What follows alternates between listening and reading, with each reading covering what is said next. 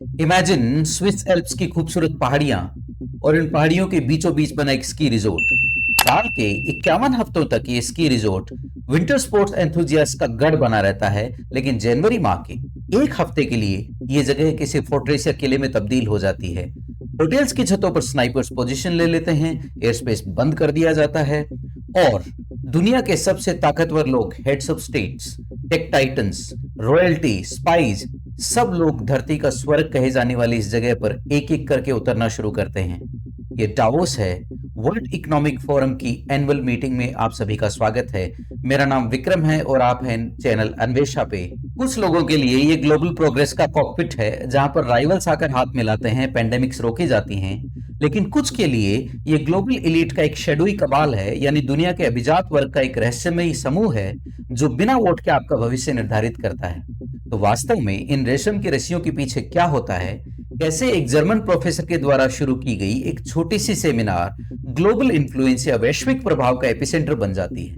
और एक ऐसी दुनिया जिसमें जियोपॉलिटिकल टेंशन्स की वजह से दुनिया के संबंधों में दरारें पड़ रही हैं, उस समय में हम वर्ल्ड इकोनॉमिक फोरम को डिकोड करेंगे, इसके हम्बल ओरिजिन से लेकर 2005 में हुए लीडरशिप चेंज और उसके नतीजन पैदा हुई परिस्थितियों पर गौर करेंगे।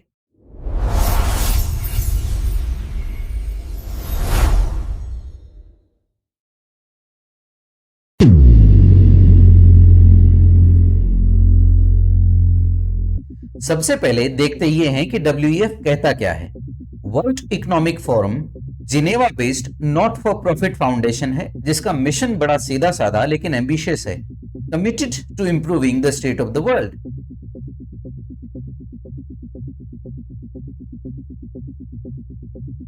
दुनिया की स्थिति सुधारने को लेकर समर्पित। WEF स्टेक होल्डर्स कैपिटलिज्म की फिलॉसफी में विश्वास रखता है। इनका यह मानना है कि कंपनीज को केवल अपने शेयर होल्डर्स को ही सर्व नहीं करना चाहिए, उनको सर्व करने के साथ साथ उन्हें अपने सभी स्टेक होल्डर्स जैसे employees, customer, environment and people at large यानी जन सामान्य को सर्व करना चाहिए। यानी निजी एवं सार्वजनिक सहभागिता के लिए बना अंतरराष्ट्रीय संगठन। एसेंशियली ये मानते हैं कि governments are too slow, governments बहुत स्लो हैं, बिजनेसेस आर टू ग्रीडी और बिजनेसेस बहुत लालची हैं, और इन दोनों गुणों की वजह से ये किसी भी समस्या का समाधान नहीं निकाल सकते। इसलिए वर्ल्ड इकोनॉमिक फोरम उनको एक टेबल, मंच या प्लेटफॉर्म प्रदान करता है जहां पर बैठकर ये लोग कोई रास्ता निकाल सकें। That's the pitch. अब चलिए देखते हैं कि ये सब शुरू कैसे हुआ। कहानी तब शुरू होती है जब 1971 में जर्मनी के एक मैकेनिकल इंजीनियर एवं बिजनेस प्रोफेसर क्लॉस श्वाब के दिमाग में बिजनेसेस को लेकर कुछ आइडिया चल रहे होते हैं। वो ये नोटिस करते हैं कि यूरोपियन कंपनीज अमेरिकन राइवल्स की कंपैरिजन में बहुत पिछड़ रही हैं। तो वो डावोस स्विट्जरलैंड में एक गैदरिंग को होस्ट करते हैं और इसको नाम देते हैं यूरोपियन मैनेजमेंट फोरम। अभी यह वर्ल्ड इकोनॉमिक फोरम नहीं है। यहां पर 450 यानी 450 लोग पार्टिसिपेट करते हैं। एंट्री फी मॉडेस्ट होती है और माहौल कंप्लीटली एकेडमिक होता है। लेकिन धीरे धीरे इतिहास करवट लेता है और 1971 में ब्रेटन वुड में फिक्स किया हुआ एक्सचेंज रेट सिस्टम कोलैप्स कर जाता है। अरब इजराइल वॉर की वजह से दुनिया में ऑयल क्राइसिस आई हुई है। इस समय प्रोफेसर श्वाब के दिमाग में यह आता है कि पॉलिटिकल लीडर्स या ग्लोबल पॉलिटिक्स की बात किए बिना हम बिजनेसेस की बात नहीं कर सकते। तो 1974 में वो अपनी स्ट्रेटेजी में बदलाव करते हैं और वो दुनिया भर के पॉलिटिकल लीडर्स को भी इस फोरम में इनवाइट करते हैं। और 1987 आते आते ये फोरम बहुत बड़ी हो जाती है और इसको एक नया नाम दिया जाता है वर्ल्ड इकोनॉमिक फोरम। और ये नाम एक नए इरादे की घोषणा भी है कि अब हम केवल बिजनेसेस को मैनेज नहीं करते हैं, अब हम पूरी दुनिया को मैनेज करते हैं। लेट 80s और 90s का दौर वर्ल्ड इकोनॉमिक फोरम के लिए गोल्डन पीरियड है। डावोस अब वो न्यूट्रल जगह बन चुका है जहां पर दुनिया भर के एनिमीज बिना किसी स्टेट विजिट के दबाव के आकर बातचीत कर सकते हैं। मैं ऐसा क्यों कह रहा हूं, इसके लिए कुछ फैक्ट्स पर हम नजर डाल लेते हैं।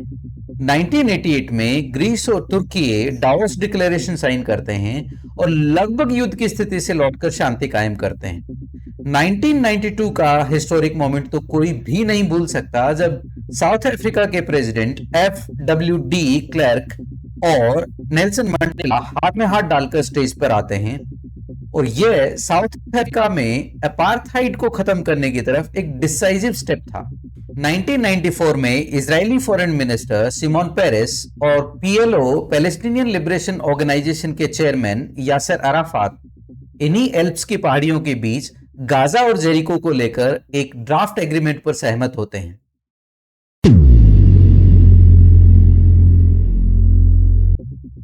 नाइन्टीज का दौर जब ग्लोबलाइजेशन अपने बूम पर है, WEF भी इसी की लहर पर सवार होकर आगे बढ़ता है। 2000s आते आते WEF एक स्टेटस सिंबल बन चुका है। आपकी कोई औकात नहीं है अगर आप डाउस में नहीं हैं। और 2024 में WEF ग्लोबल यंग लीडर जैसी कम्युनिटीज लॉन्च करता है और वो इमैनुअल मैक्रो, जेसिंडा आर्डन और मार्क जकरबर्ग जैसे लोगों को उनके स्टार बनने के बहुत पहले और अपने करियर के पीक पर पहुंचने के बहुत पहले हायर कर लेता है। और इससे उन कॉन्स्पिरेसी थ्योरीज को बल मिलने लगता है कि शायद WEF वर्ल्ड लीडर्स को ग्रूम करता है। अब पता नहीं WEF का प्रयोग करके वो लोग वहां तक पहुंचे हैं या WEF ने अपने प्रभाव का प्रयोग करके उनको वहां तक पहुंचाया है। ये तो WEF जानता है, वो जानते हैं या ईश्वर जानता है। 2015 में स्विस गवर्नमेंट ने WEF को इंटरनेशनल ऑर्गेनाइजेशन के तौर पे मान्यता दे दी। अब वर्ल्ड इकोनॉमिक फोरम का भी वही स्टेटस है जो रेड क्रॉस का है और IOC का है।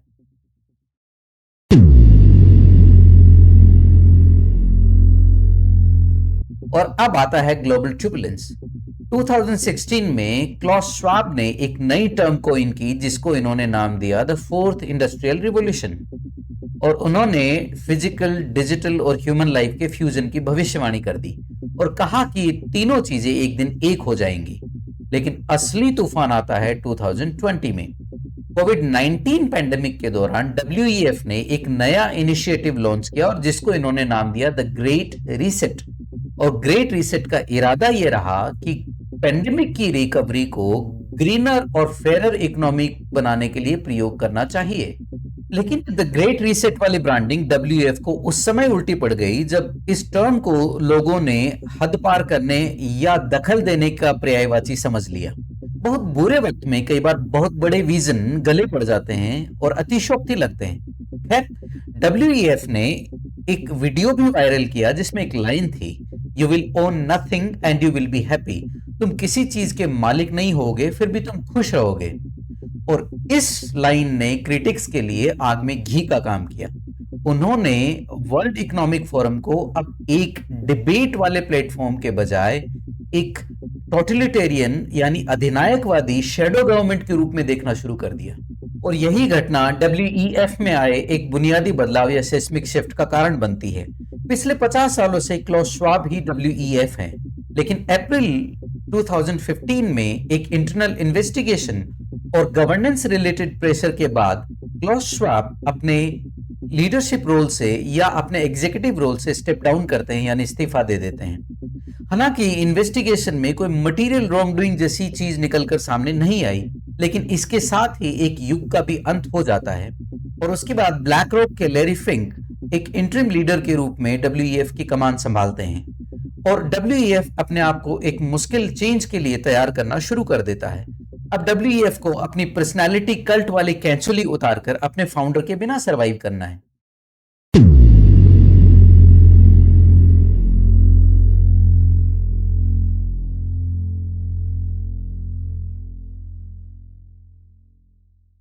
अब सवाल ये पूछा जा रहा है कि क्या 2026 में WEF अभी भी रेलेवेंट है?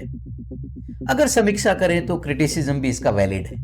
इसका क्रिटिसिज्म दो मुद्दों पर बहुत ज्यादा होता है। पहला है हिपोक्रेसी। दुनिया भर के वर्ल्ड लीडर्स यहाँ पे ग्लोबल वार्मिंग और क्लाइमेट चेंज डिस्कस करने आते हैं प्राइवेट जेट्स पे। दूसरा है इसका एलिटिज्म।